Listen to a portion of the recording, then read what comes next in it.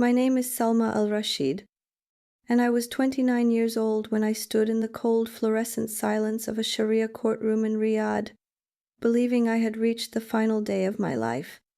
It was October 8th, 2022, a date carved into my memory with a sharpness that still echoes in my bones. I remember feeling as if time itself had stopped breathing when the judge lifted his eyes from the stack of evidence and looked directly at me, his gaze heavy with both authority and disgust. His voice, when it finally came, was steady and merciless as a blade. For constructing an illegal Christian worship center within the Ministry of Religious Affairs and for leading gatherings that defy Islamic law. He paused, letting the weight of the room collapse onto my shoulders. You are sentenced to death by beheading. I believed it was the end of my story, but Jesus Christ wrote something entirely different. I still remember the room where everything changed: cold marble floors, sterile lights, the faint scent of antiseptic clinging to the air.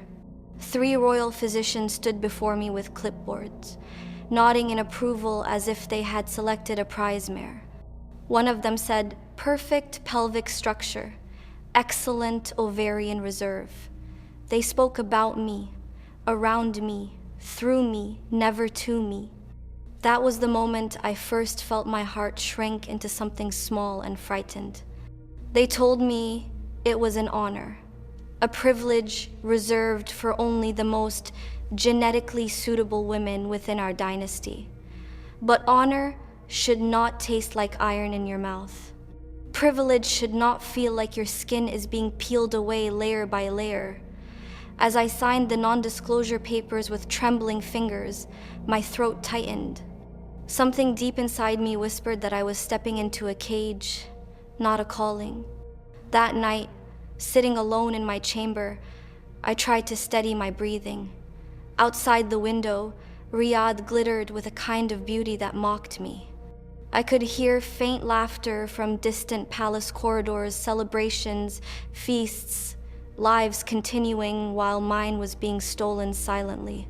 Ask yourself this. Have you ever been surrounded by people who claim to love you, yet not one of them saw your fear? The truth revealed itself like poison. I overheard 2 high-ranking elders speaking behind an unlatched door, their voices low and indifferent. "If she survives the process, good," one said. "And if not?" A shrug. "Then we will find another." Survives. Not lives, survives. That was all I was worth. My blood ran cold. My knees nearly gave way beneath me. I pressed a hand against the wall, feeling it spin beneath my palm. Something primal inside me screamed, "Run, not later, not tomorrow." Now, I slipped out of the palace under a moonless sky, veil torn, sandals barely tied. My heart pounded like it wanted to break free from my ribs. Every shadow felt alive. Every sound behind me felt like footsteps closing in. I stole a small utility car from the service lot, my hands shaking so badly I could barely turn the key. I sped into the desert roads, tears blurring the headlights, breath broken into shards, but freedom lasted only minutes. A black SUV appeared in the mirror, no headlights, no hesitation. They had found me. I pressed the accelerator, my pulse screaming, the wind clawing at my face. The SUV hit the back of my car with brutal force. Metal twisted, tires shrieked. My vehicle spun wildly, and then silence. A moment of weightlessness. A moment where life felt suspended by a single thread. When I crashed, the world exploded into light and pain. My head slammed against the steering wheel. I tasted blood. My vision fractured like shattered glass. And in the last flicker of consciousness, as everything around me dissolved into darkness, I whispered, "God, if you exist, where are you?" Then a light, warm, golden, impossible rose through the darkness, and a figure stepped toward me. I didn't know his name yet. but he knew mine. I was born into a palace that the world would call magnificent, but for me, it was a beautifully decorated cage. From the moment I opened my eyes as an infant, I belonged to a lineage, to a tradition, to a name older than memory itself. People whispered it with reverence. They bowed when they passed through our gates. They looked at me with awe, as if I were precious. But I learned very young that being treated like something precious is not the same as being loved. I remember the marble hallways that echoed with my footsteps, the towering arches, the ornamental fountains that sang softly through the night. My bedroom had imported silk curtains and a chandelier that cast diamonds of light across the walls. Servants dressed me every morning in tailored garments. Tutors came in rotations, teaching poetry, diplomacy, classical languages, etiquette, always etiquette. And yet, in the midst of all that glittering beauty, loneliness hollowed me out from the inside. People saw me as a symbol of wealth, a daughter of a powerful house, but not as a girl who laughed too loudly at silly jokes or cried quietly into her pillow when no one was looking. The palace was always full of people, but I never felt more alone than when surrounded by those trained to serve me. My earliest memories are of being corrected. Sit straighter, Lena. Walk with smaller steps. Lower your voice. Do not question. Do not dream too loudly. Everything about me had to be polished, shaped, trimmed down to fit the mold of a woman destined for responsibility within the dynasty. I was taught to be compliant, elegant, invisible, a perfect ornament in a lineage obsessed with perfection.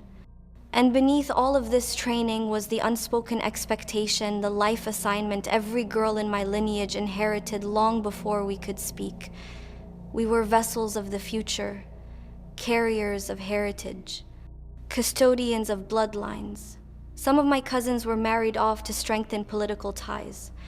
Others were placed in arrangements to unify powerful families. And a few, just a select few, were chosen to become royal surrogate mothers. It was a sacred tradition, they said, an honor. But even as a child, when I overheard adults speaking in hushed voices, something about the way they said chosen made my skin tighten. My mother would stroke my hair while I practiced penmanship and say, "God made you special, Habibti. One day, you will do something great for our family." When I asked what she meant, she only smiled faintly, a smile that never reached her eyes. Looking back, I think she knew I was being prepared for something she could not protect me from. One of the few gentle presences in my childhood was a Filipina maid named Maria. She moved quietly through the halls, her steps soft, her eyes full of kindness that no one could ever suppress. She would hum songs while she worked melodies unfamiliar to me, filled with warmth. Sometimes, if we were alone, she would say things that confused me. "Lena," she whispered once as she folded my dresses, "do you know Jesus loves you?" I stared at her, startled. "Jesus? Why would he love me?" She pressed a finger to her lips. "Because you are his daughter. He sees you." I did not understand. In the religion I grew up with, God felt distant, unreachable, overwhelmingly holy but impossibly far away. I was taught to fear divine judgment more than I hoped for divine love. But Maria spoke about Jesus like he was close enough to touch. Of course, I brushed her words aside. Talking about Jesus was dangerous for her, and for me. Yet something in her voice sank deep into the hollow spaces of my heart. As I grew older, the walls of the palace seemed to shrink. It wasn't the size, it was the scrutiny. Guards at every door, cameras in every hallway, schedules timed down to the minute. Even my laughter felt monitored. I had no privacy, no secrets, no sense of ownership over my own existence. Every choice was made for me, every thought expected to align with family tradition. I watched other girls my age outside the palace gates running freely, arguing with their mothers, dreaming about school or careers or love. I longed for those simple freedoms. Freedoms I was told were beneath someone of my position. Have you ever felt trapped in a life others celebrated? Have you ever smiled while your soul quietly withered? By the time I turned 19, the pressure was unbearable. I was praised for my beauty, for my composure, for my obedience, yet none of it felt like mine. Every compliment felt like chains disguised as jewelry. I didn't know who I was outside of the expectations placed on me. I felt like I was drowning inside a golden pool that everyone admired but no one noticed was pulling me under. I often sat at my window at night, looking out at the city lights, trembling in the heat, wondering if God saw me, wondering if the ache in my chest meant something was wrong with me, or if it meant there was something more to life than marble floors and inherited duty. But the palace was not the kind of place where questions were welcomed. Questions were dangerous. Questions meant you remembered you were human. And in my world, humanity was the first thing they taught you to forget. I was 19 the day the announcement was made. It happened in the Grand Audience Hall, a place I had visited 1,000 times growing up, a place glittering with gold leaf and chandeliers so large they seemed to float above us like frozen constellations. But that day, everything felt colder, heavier. I stood at the foot of the marble dais as 3 elders and 2 physicians spoke about my future as calmly as one might discuss the weather. "You have been selected," one of them said, his voice clipped and official, "to serve our family through the sacred role of royal surrogate mother." Serve, sacred, chosen. They used holy words to describe something that felt like a sentence. My heart thudded painfully, as if trying to warn me, to run, to fight, but my face stayed still, trained into obedience. After years of conditioning, they interpreted my stillness as acceptance, even gratitude. Everyone in the room smiled. I felt myself shrinking. That night, I was escorted to a secluded wing of the palace, a place I had never seen, though I had lived my whole life within those walls. They called it the sanctum, a name that suggested holiness, peace, devotion. But what I found there felt more like a laboratory. White walls, white floors, white lights. Everything smelled of bleach and quiet suffering. A nurse scanned my fingerprints at the entrance. The door clicked behind me with the finality of a prison lock. 2 guards took their positions outside my room. My freedom, limited as it had already been, evaporated completely. Inside, there was a single bed, a monitoring machine, a desk with a stack of instructions. On the first page were my new rules. Wake at 5, blood work at 6, hormonal injections at 8, supervised meals at 9, rest cycles at 12 and 4, daily scans, daily reports, 0 communication with the outside world. It didn't say no visitors, but it didn't have to. No one came. The first few days were a blur of needles, tests, and pills forced into my hand by nurses who never looked me in the eyes. I was given supplements, fertility stimulants, sedatives to help me adjust. Every time I swallowed something, I wondered what part of me was being erased. They tracked everything: my heartbeat, my sleep patterns, my hormone levels, even my emotions. If I cried, a nurse would enter silently and write something on her tablet before adjusting the dosage of whatever drug they thought I needed. If I didn't eat enough, I wasn't allowed to sleep. If I complained of pain, they reminded me this was temporary discomfort for the greater good. Greater good for whom? Have you ever felt your identity slipping through your fingers, replaced by what others decided you should be? One morning, while waiting for my next injection, I heard voices outside the room. I recognized them, high-ranking male relatives, powerful enough that even the nurses straightened when they passed. Her body's responding well, one physician reported. We project readiness within a month. And the psychological state? A relative asked. She's compliant. If she resists, we will sedate.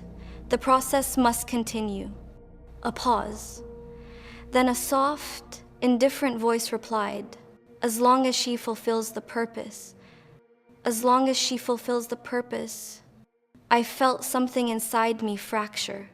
I realized then that they no longer saw me as Lena, not even as a young woman. I was a function, a womb, a biological instrument wrapped in silken protocol. I pressed my palm over my stomach, trembling. Was I truly nothing more than a vessel? Had God created me only for this? The injections grew more painful each day. I stopped recognizing myself in the mirror. My face became paler, my eyes duller. I barely slept. My dreams, when they came, were filled with white rooms and faceless figures. I tried once to ask a nurse, what happens after all this? She froze. Her eyes flickered toward the security camera, and she whispered almost too softly to hear, you don't ask questions if you want to stay alive. Alive. Why would that be a concern? That night, unable to bear the anxiety suffocating me, I crept into the hallway. The guards were down the corridor, distracted by an argument near the stairwell. I hid behind a half-open door, hoping to breathe fresh air, but what I heard instead made my knees buckle. Two elders were speaking in a low, amused tone. Once the child is delivered, her usefulness ends. And after that, another shrug. Discretion, removal. You know how these situations are handled. Handled as if I were a problem, a burden, a thing. My hand flew to my mouth to stifle a sob. I stumbled backward into my room and locked the door, sliding down until I hit the cold tile floor. For the first time in my life, I wished I were never born. The next morning, the injections resumed, the scans resumed, the silence resumed. But something in me had changed. I was no longer a compliant ornament. I was a trapped animal searching for any crack in the walls around me. My chest ached constantly. My breaths came shallow. Every minute inside the sanctum felt like a slow execution of my identity. I began to lose track of the days. The nurses started sedating me more often, claiming it was for stability. But I knew better. They needed me docile. One evening, as I lay on the bed with electrodes attached to my temples, I stared at the ceiling and whispered to myself, is this truly God's will? Is this what I was made for? But heaven was silent. Or maybe I didn't know how to listen. At night, when the lights dimmed, memories of Maria, the Filipina maid, drifted through my mind, her soft voice, her quiet prayers, her words, Jesus loves you, he sees you. I didn't believe them then, but now, in that sterile tomb of white walls, I desperately wish they were true. I still remember the night everything inside me finally shattered. It wasn't a sudden moment, not one loud crack, but a slow, devastating collapse, like a building whose foundation had been eroding for years. When it finally fell, it fell silently, and I fell with it. It began with a conversation I was never meant to hear. I had been walking back from the examination room, still dizzy from the hormone injections. The hallway stretched long and empty, lined with portraits of royal ancestors, men and women, whose stoic eyes followed you as if reminding you that your life did not belong to you, but to them. I heard voices behind a partially closed door. I paused without thinking. She's responding well, a physician said. The implantation protocol can begin soon. And afterward? A familiar elder asked, his tone casual, almost bored. There was a short pause. Then the physician replied, "Once the child is delivered, she becomes a liability." The elder exhaled softly, as if discussing the disposal of broken furniture. "Then handle it quietly. She served her purpose." My breath caught in my throat. My knees wobbled. For a moment, I thought I might collapse right there on the polished floor. Served her purpose. Not her life, not her future, not her well-being, just her purpose. And once completed, erased. I stumbled backward, pressing a trembling hand to my chest. My heartbeat thrashed against my ribs, frantic, terrified, like a bird desperate to escape a closing fist. I clamped my other hand over my mouth, afraid a sob might escape and expose me. Somehow, I managed to return to my room without collapsing. Inside, the silence felt suffocating. I stared at my reflection in the mirror across the room. The girl staring back at me looked unfamiliar, pale, exhausted, eyes dulled by fear. Her shoulders slumped under invisible chains. Her lips trembled. She looked like someone whose hope had been drained drop by drop until nothing remained. I touched the mirror with shaking fingers. "Who are you?" I whispered. The reflection didn't answer. But I knew I was not Lena anymore. I was a womb on legs, a replaceable part in an ancient machine, a secret that could be erased with no funeral, no grave, no mourning. My chest tightened until breathing felt impossible. The walls felt closer, as if inching toward me, swallowing me whole. My thoughts spiraled, my pulse quickened, my vision blurred. I collapsed to the floor, curling into myself, arms wrapped around my knees, and for the first time in my life, I wanted to disappear.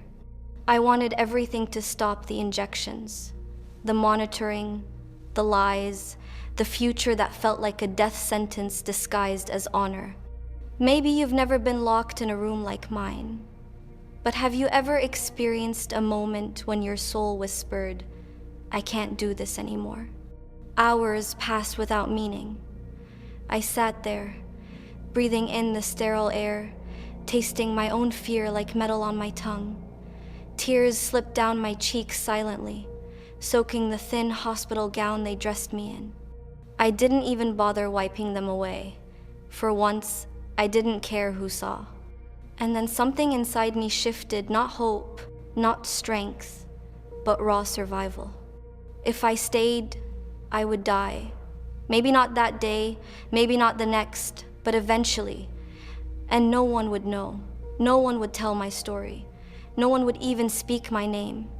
I didn't want to vanish like that. Not yet. Not without trying.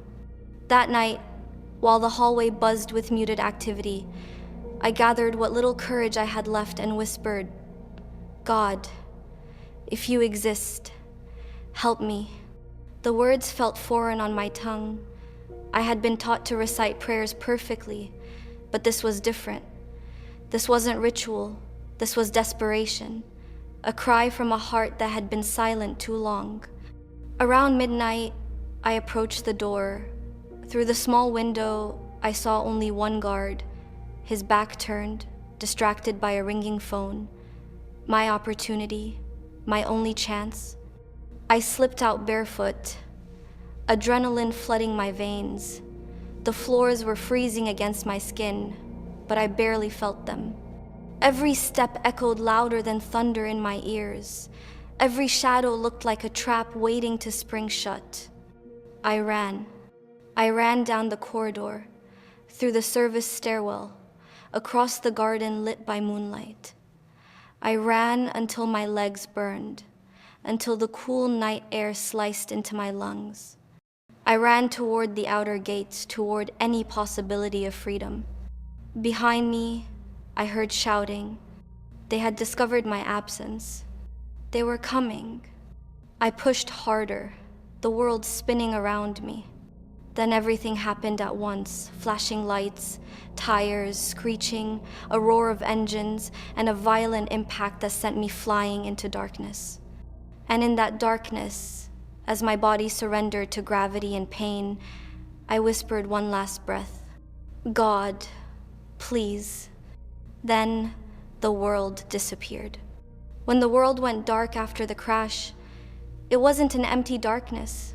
It was thick, almost alive, like velvet pressed against my skin. I floated in it, weightless, suspended between life and death. I didn't feel my body anymore, no pain, no breath, no heartbeat echoing in my ears. Only silence, a silence so deep it frightened me. But in that silence, memories began to rise like lanterns drifting to the surface of a dark lake. I saw Maria, the Filipina maid who had once cleaned my room with hands that trembled whenever she spoke about anything personal. She wasn't supposed to talk about her faith. She wasn't supposed to carry forbidden things. But one afternoon years ago, she had slipped a tiny folded paper beneath my pillow. "Open it only when you're alone," she whispered.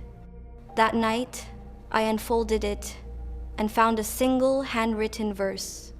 "For God so loved the world." John 3:16. I remember frowning at the words. Loved the world? Loved? It felt so foreign to me then. The God I had been taught about felt distant, fearsome, conditional. You obeyed him because you had to, because you feared punishment. Love was not something that belonged in holy spaces. Love was human, flawed, messy. Yet Maria had looked so certain, so comforted, every time she whispered the name Jesus. Sometimes, when she thought no one noticed, she touched the small cross hidden beneath her uniform. I used to wonder why. Now, drifting in the dark void, that memory felt like a lifeline thrown into an ocean. Maria's voice whispered through my mind as clearly as if she stood beside me. Jesus loves you. He sees you. The words echoed, soft but relentless, as if the darkness itself was repeating them. And then the verse from the paper pulsed through the void again, glowing faintly. For God so loved the world. Why was this verse returning now? Why, in the moment when I hovered between existence and oblivion, did those forbidden words return to me with such clarity? I felt a warmth begin to seep into the darkness so faint I almost thought I imagined it. A small glow, far away, like dawn breaking over a distant horizon. I reached for it. Or maybe it reached for me. In that moment, I realized something. In all the prayers I had recited throughout my life, I never once felt seen, never once felt heard. But now, with no breath in my lungs and no strength in my body, something, someone was calling to me. Not with thunder, not with judgment, but with love. Have you ever felt a memory touch your soul in a way it never had before? Like it was waiting for the moment your heart was finally desperate enough to understand? That was what Maria's verse felt like. A seed planted years earlier, suddenly breaking open in the soil of my despair. I didn't know Jesus yet. I didn't understand what was happening. But I felt the faintest tug, gentle, patient, pulling me toward the light forming ahead of me. And for the first time in my life, I wondered if God was not as far away as I had believed. The darkness around me did not remain still. It shifted slowly at first, like the deep waters of a vast ocean stirred by an unseen current. Then it brightened, almost imperceptibly, as though someone far away had cracked open a door of light. I couldn't feel my body, but I felt myself moving toward that glow, drawn by something gentle, something patient. I did not know if I was alive or dead. All I knew was that the pain was gone, replaced by a strange, weightless quiet. It was like floating between two worlds, suspended by a peace I had never known on earth. The light grew warmer, spreading through the darkness like sunrise across the horizon.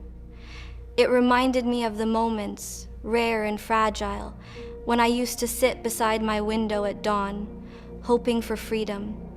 Except this light felt alive, like it carried intention, like it came searching for me. I heard a sound, almost like wind, but softer. It wrapped around me like a whisper, a presence that felt both familiar and utterly beyond anything I had ever imagined. And then, gradually, the darkness peeled away until I found myself standing, though I had no sensation of legs on a surface that felt like air and light woven together. I was in a space without walls, a place that felt impossibly wide yet intimately close.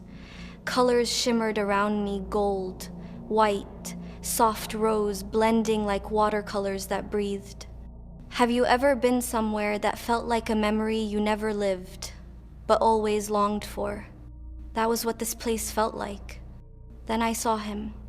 Not as a detailed figure, not as a face I could describe, but as a presence clothed in radiance, a silhouette of compassion, a form outlined in warmth that eased every trembling part of my soul. It was like looking at love itself, love that had taken shape just so I could recognize it. I didn't need to ask who he was. My soul knew. He stopped a short distance from me, though distance felt irrelevant in this place. His presence reached me long before he did. The warmth coming from him seeped into the hollow places inside me, places I thought were dead. When he spoke, his voice was not loud.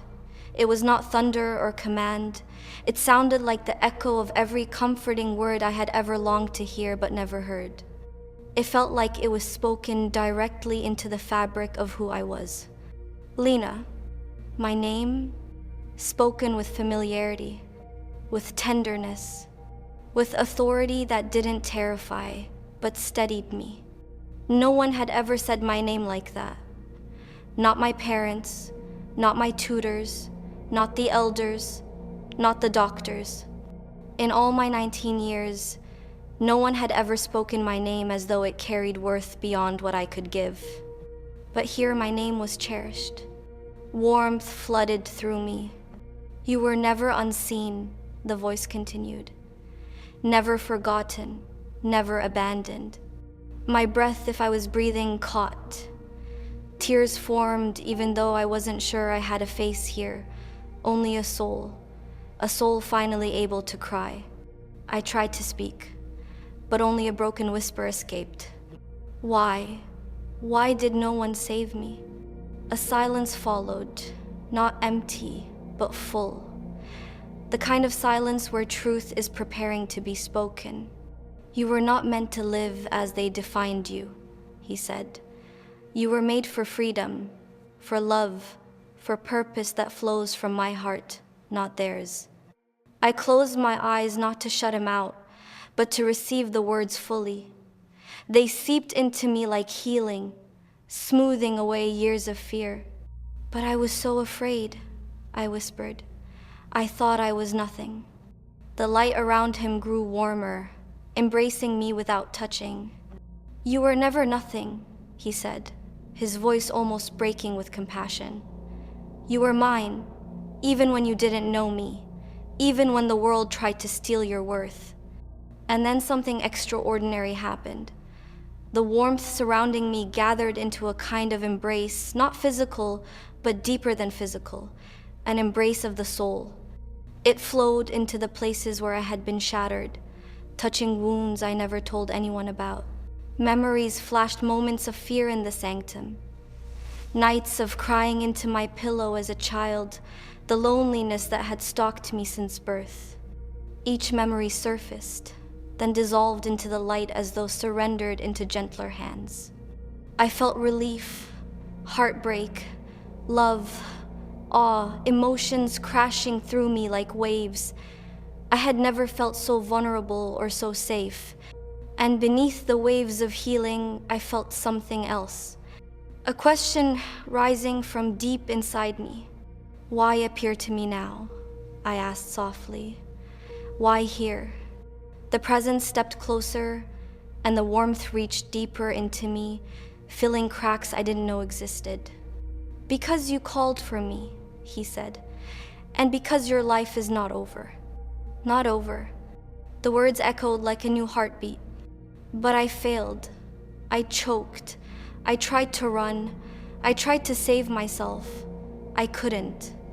The voice became tender, a soft current flowing through everything around us. You called, he repeated, and I answered, not because of your strength, but because of my love. And then, like a gentle sunrise, a truth broke open inside me, one I had never dared to believe. I was loved, not for my usefulness, not for my obedience, not for my lineage, but simply because I existed. A light flared softly around us, and I felt something shift. The presence before me grew brighter, like he was preparing to send me somewhere. You will return, he said. There is a path prepared for you. You will not walk it alone. I wanted to stay. I wanted to remain in that peace forever. But even as I reached toward him, the space around me began to fade, the colors dissolving into white. His final words wrapped around me like a promise. I am with you, Lena, always. And then, with a breath that felt like creation itself, the world pulled me back into my broken body. When I returned to my body, it was not gentle. Pain tore through me like a wave crashing against a broken shore.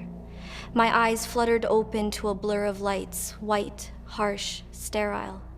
Machines beeped frantically, voices floated around me like echoes underwater. I tried to breathe, but my ribs screamed. The taste of blood lingered on my tongue, but I was alive.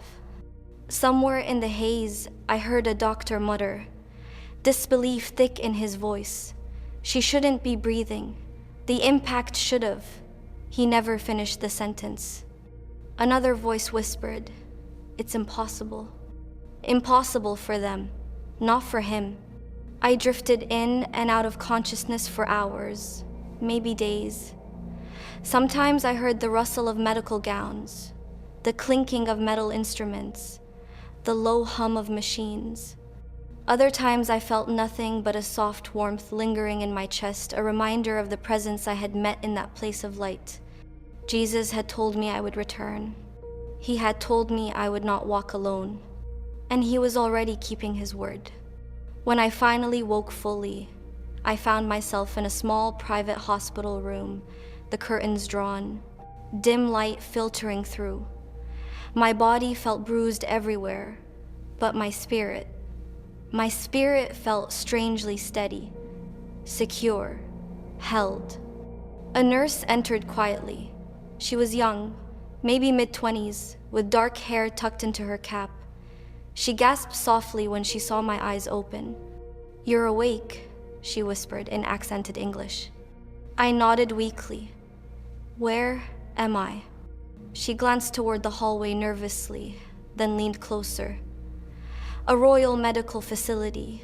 They brought you here after the crash. The crash, the escape, the pursuit. It all washed back into me like a flood. Panic rose in my throat. They're going to send me back, I whispered, trembling. Her eyes softened. No, she said. You won't go back. Not if I can help it.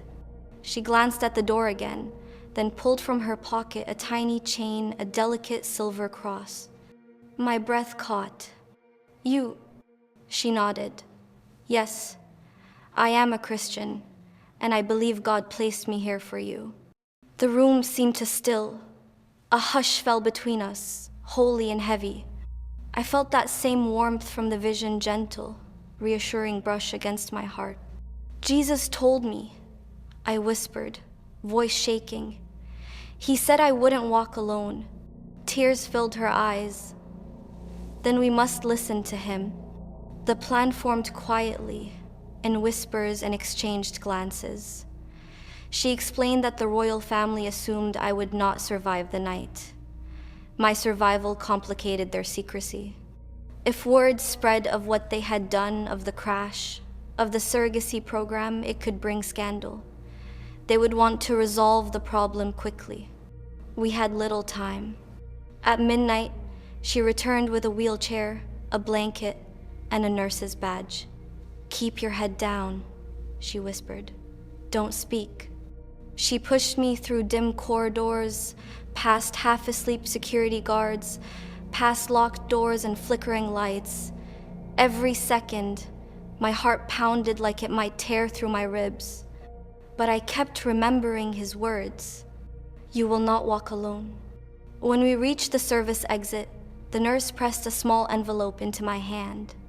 "There is a driver waiting outside," she said. "He is part of our underground fellowship. He will take you to a safe place." I stared at her, overwhelmed. "Why are you helping me? You don't even know me." Her smile trembled. "I know Jesus, and he knows you." Then she squeezed my hand, eyes full of courage that could only come from God. "Go, and don't look back." The night air hit me like a shock as we slipped out a hidden door. A small, unmarked car waited with the engine running. A man wearing a cap and mask opened the back door for me. "Sit quickly," he murmured. "We don't have long." As the nurse closed the door behind me, I felt something twist in my chest, a strange mixture of fear, gratitude, and awe. She stepped back, placed a hand over her heart, and whispered something I couldn't hear. But I knew it was a prayer. The car sped away. City lights blurred through the window. Every intersection felt like a trap. Every shadow felt like eyes watching. But the driver remained calm, humming a soft melody under his breath, something that sounded like worship. After nearly an hour, we arrived at a small apartment building in a quiet district. The driver guided me up a narrow staircase, supporting me gently. On the top floor, he knocked twice, paused, then knocked once more. The door opened. Inside were 8 people, women and men from different countries, eyes warm, faces kind.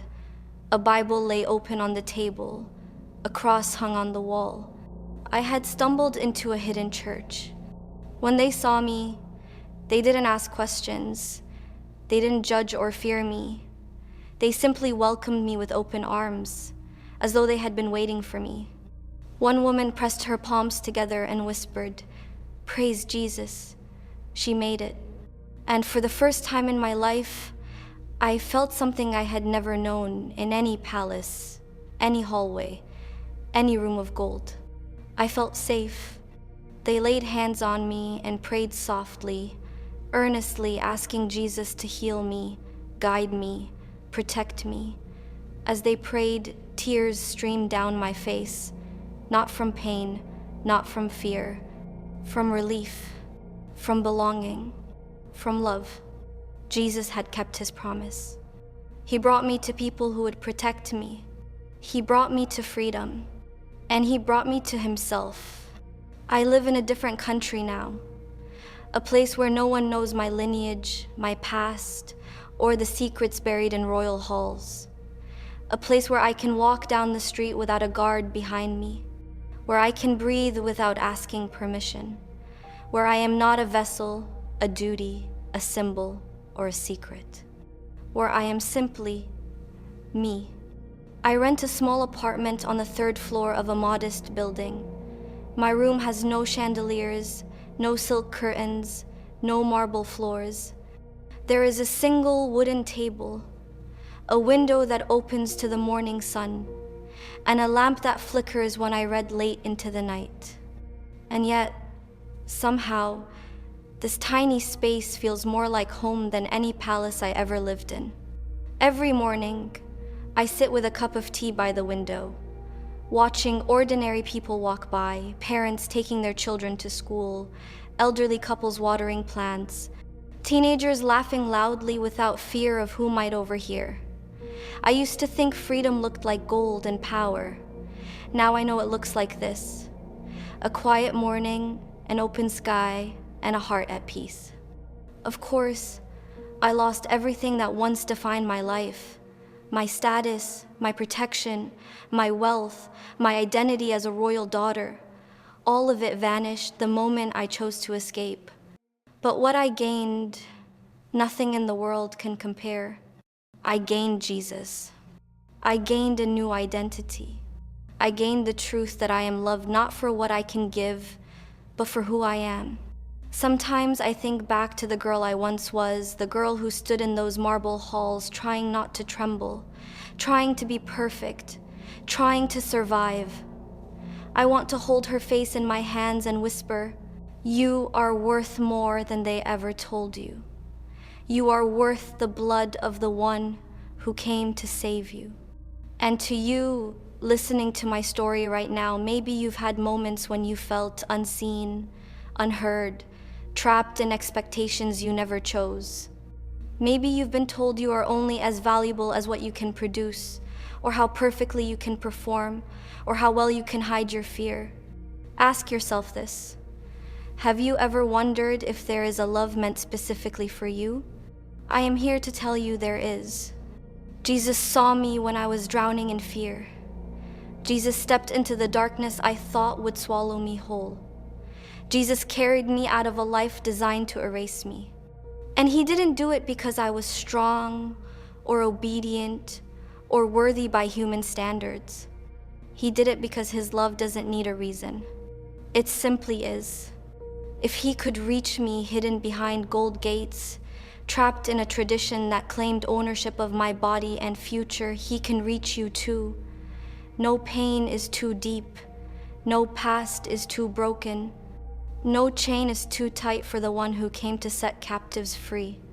And if you need prayer, or if you just need someone to stand with you in your struggle, tell me where you're watching from. You're not alone.